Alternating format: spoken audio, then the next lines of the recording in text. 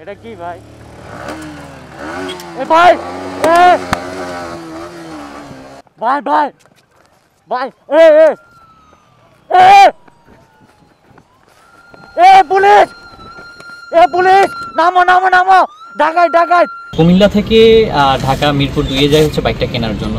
তো বাইকটা রেডি করতে করতে রাত অ্যারাউন্ড 11টা 11:30 বেজে যায়। ওইখান থেকে বের হইতে হইতে 12:30, ওইখান থেকে 12:30টাতে আমরা হচ্ছে কুড়িল বিশ্ব রোড হয়ে 300 ফিটে আসি।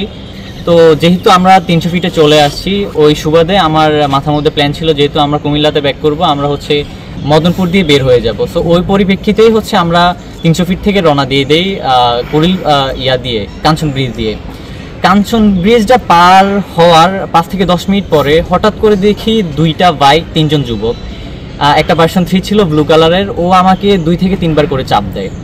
তো চাপ দেওয়ার কারণে আমার মনে কেন জানি একটু সন্দেহ মানে জাগে। দেন হচ্ছে আমি যেহেতু ভিডিও করি, আমার হেলমেটের মধ্যে হচ্ছে একটা ক্যামেরা ছিল, তো ক্যামেরাটার সঙ্গে সঙ্গে আমি হচ্ছে ওপেন করি।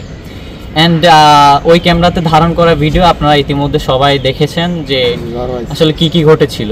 ওইখানে আমাকে অ্যারাউন্ড 5 থেকে 6টা কোপ দেওয়া হয়। এর মধ্যে আমার হাতের মধ্যে ডাইরেক্ট একটা কোপ লেগে যায়। আর আমার যে ফ্রেন্ড ছিল ফয়সালের মাথার মধ্যে 2টা, হাতের মধ্যে একটা লেগে যায়। সময়টার মধ্যে ওরা যেটা করছে, আমার বাইকটা নিয়ে চলে যায়, আমার আইফোনটা নিয়ে চলে যায়, iPhone 14 Pro Max, এবং বাইকটা নিয়ে চলে যায়। কুমিল্লার উদ্দেশ্যে যাওয়ার পথে আমাদের রূপগঞ্জ থানাধীন কুশাবো কাঞ্চন পৌরসভার অন্তর্গত কুশাবো নামক এলাকায় দুইটি বাইকে করে, ওনারাও 2জন ছিলেন, 2টি বাইকে, উনি এবং ওনার বন্ধু ফয়সাল। এবং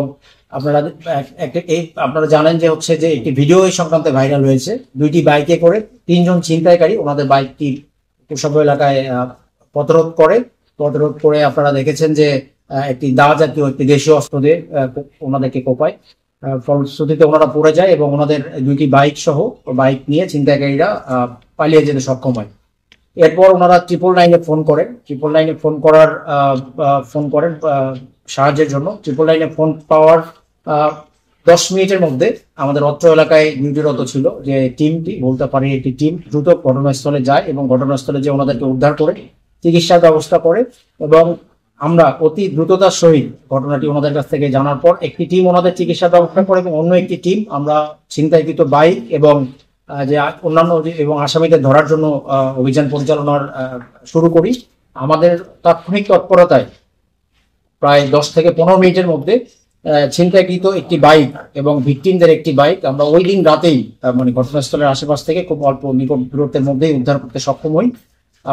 আপনারা দেখেছেন ভিডিওটিতে, ওনারা নিজেরাই ভিডিওটা করেছেন। ভিডিওটিতে আপনারা দেখেছেন যে কিভাবে নৃশংসভাবে ওনাদের উপরে হামলাটা হয়েছিল। আর 10টা মামলা অজ্ঞাতনামা আসামি 294 ধারাতে মামলা রুজু করা হয়। তো মামলাটা রুজু হওয়ার পর আমাদের মাননীয় পুলিশ সুপার স্যার আমাদেরকে নির্দেশনা দেন আমরা যেন দ্রুততার সহিত এই ছিনতাইকারীদের এবং ছিনতাইকৃত বাইক আমরা যেন উদ্ধার করার জন্য যা যা প্রয়োজনীয় সেই ব্যবস্থা নেই।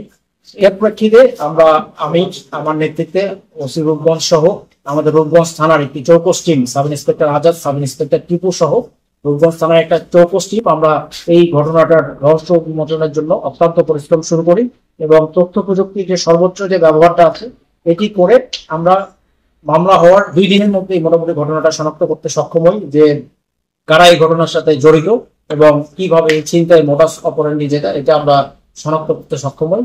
এবং আপনাদেরকে অত্যন্ত আনন্দের সাথে আজকে এখানে জানাতে চাই যে এই মোটামুটি যখন আসামি শনাক্ত হয়ে যায় তখন আমরা বিভিন্ন প্ল্যান প্রোগ্রামের মাধ্যমে আসামিকে গ্রেপ্তার করার জন্য অভিযান পরিচালনা করি। আমি এবং রূপগঞ্জ থানার ওসি সহ আমাদের রূপগঞ্জ থানার একটি চৌকস টিম গত 19 তারিখে গাজীপুরের কাশিমপুর এলাকা থেকে এই ঘটনার প্রত্যক্ষভাবে অংশগ্রহণ করি। আপনারা ভিডিওতে দেখেছেন যে ছেলেটি বাইক থেকে নেমে মানে একটা দেশীয় অস্ত্র দিয়ে যে কোপ দেয়, এই ছেলেটিকে অ্যারেস্ট করতে সক্ষম হয়।